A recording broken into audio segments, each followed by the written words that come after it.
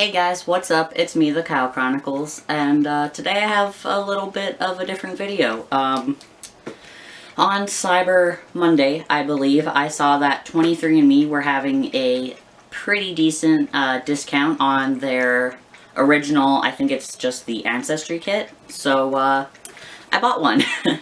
I've been wanting to buy this for a while. I originally wanted the Ancestry and Health kit, but that was still way too expensive for me to justify buying it for myself, so I just went with the regular Ancestry one. I haven't opened it, I just took like the plastic wrapping off so you guys couldn't see my address because it's on the back, but I'm not gonna show you guys that. But yeah, I'm excited. I'm gonna obviously film me opening it, and then once I get my results back, I'll be filming those as well to share with you guys what the crap my Ancestry is. So yeah, I'll open it. This is nice, so it has, "Hi, let's get started. We are excited for you to begin this journey, and we want you to know we are here to help. Whether it's questions about our service or how to get started, we have resources available to help you." And then it has, like, their customer service number, I'm assuming. And on the back, it says, "And don't forget, so register your kit at 23andme.ca/start, so that way they can process the sample." And then also, there's a 14-digit barcode that I have to write down as well, and I'm assuming I send this... Oh, no, this is just for me to keep, so this is so I know, so in case they misplace it or something. This is what the kit looks like. Don't know how well you guys can see that.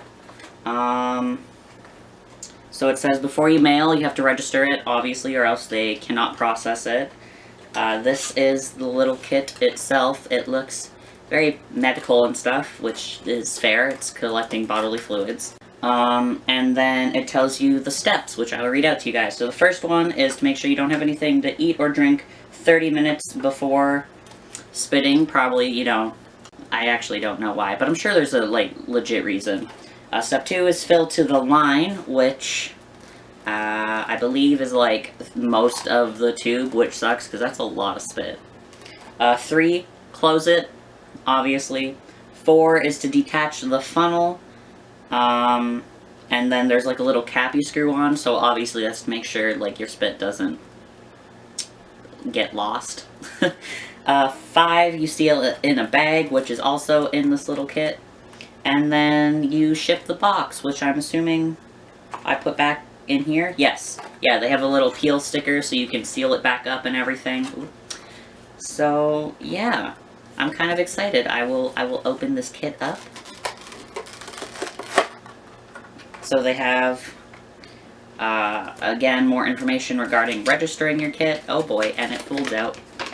And again, it has the same steps 1 through 6. They have both the French and English translation on it, most likely because it's Canada. Those are our languages. Oh, you also can't smoke or chew gum 30 minutes before doing this, in case that matters to some of you. And yeah, that's pretty much it. That's pretty straightforward. It's not too complicated, which is great, because I'm not the brightest. So this is the little bag that you seal it in afterwards. And then this is what you spit into. You fill to this back line here. That's probably kind of hard for you guys to see, but where my finger is where you spit to. So that's a little less than I thought, which is nice, because I don't have a lot of spit. I don't know. And then that's the cap. So I'm gonna go spit in this, I guess. I think I actually have to wait a while because I just had supper, so I will spit in it at some point today.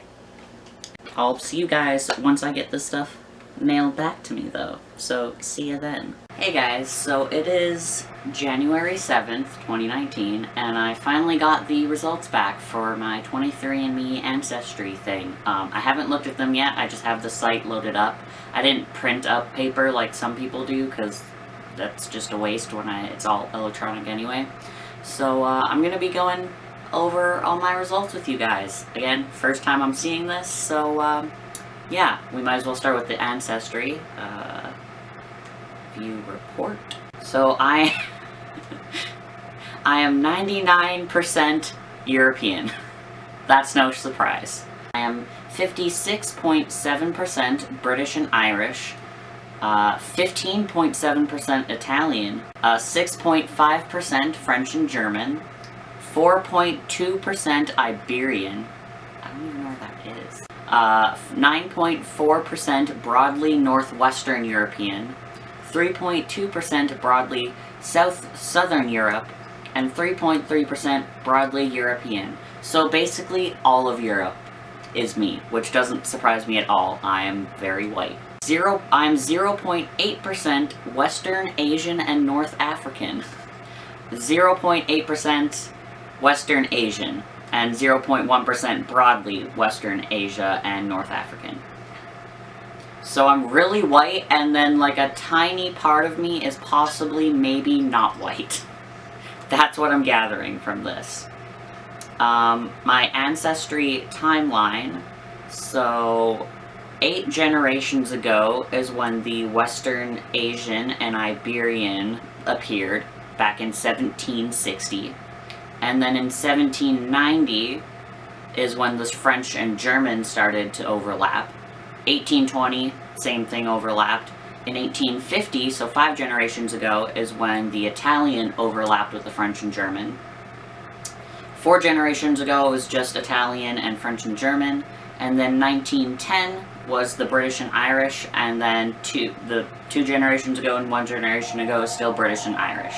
And further down the ancestry page, they have the composition chromosome painting. So it shows your chromosomes and how they relate to each area.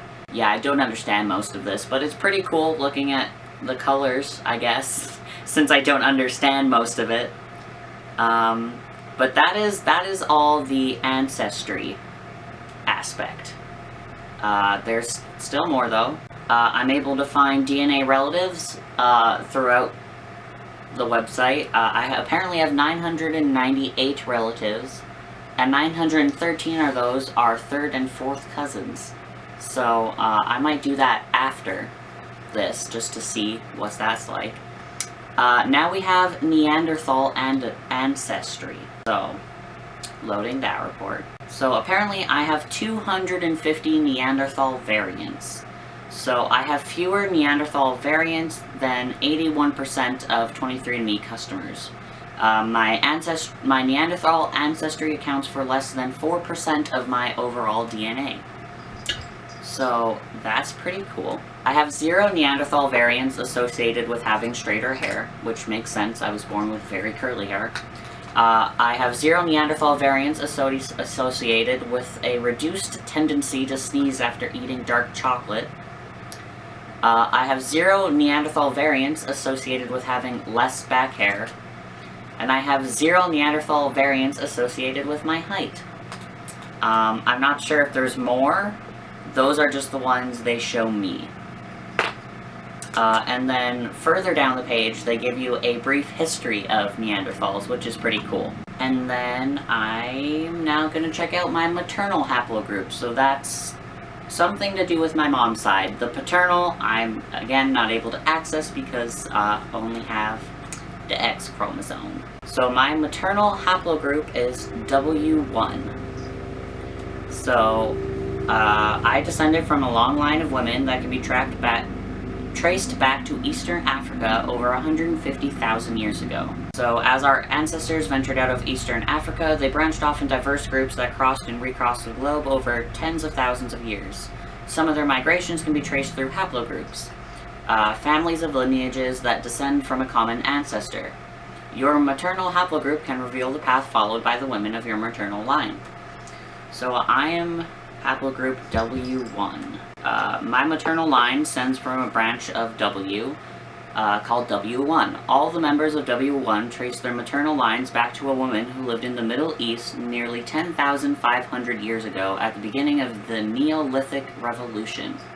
The Ice Age was over and a warmer, more stable climate had taken hold.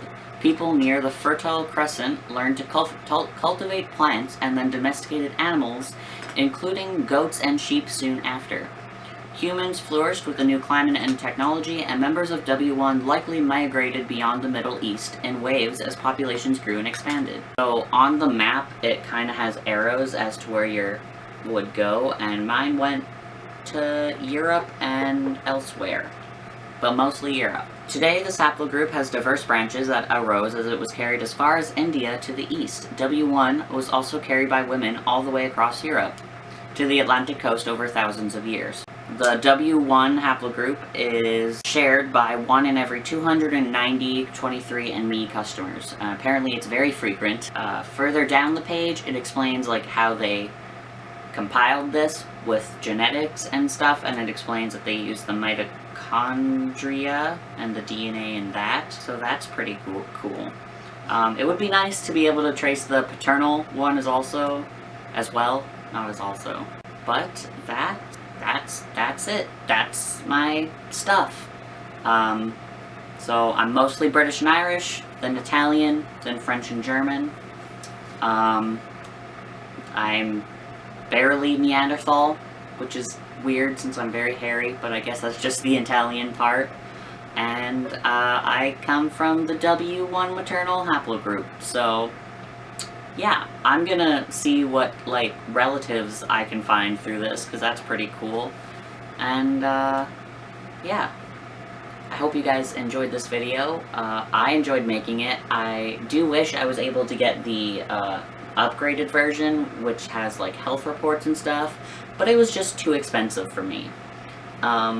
So yeah, I will see you next time. Bye.